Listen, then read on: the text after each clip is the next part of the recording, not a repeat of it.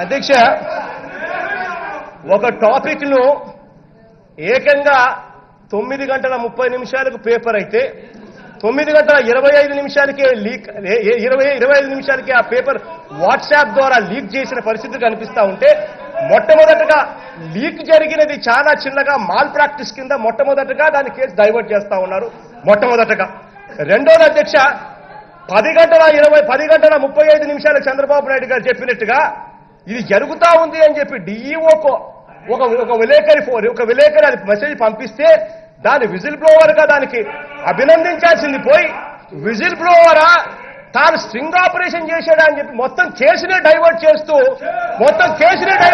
నారాయణ కాపాడాలని ప్రయత్నం చేస్తా ఉన్నాం. ఇంకా దారుణం. నేను ఒకటే అడుగుతా ఉన్నా అధ్యక్ష, ఇదే ముఖ్యమంత్రి గారికి చిత్తశుద్ధి ఏమాత్రం కూడా ఉన్నా కూడా ఒకటే అడుగుతా ఉన్నా, సిబిఐ ఎంక్వైరీ అయ్యండి. నారాయణ గారిని కూడా స్కోప్లోకి తీసుకొని రండి. సాక్షికి సంబంధించిన కోఆపరేషన్ మీకు సిబిఐకి పూర్తిగా ఇస్తామని చెప్పి కూడా చెప్తా ఉన్నాం. ఛాలెంజ్ చేసుకుంటున్నాం, తీసుకోవాలండి. సిబిఐకి ఎంక్వైరీ తెలుస్తుంది. ఊరికే మాట్లాడతాం.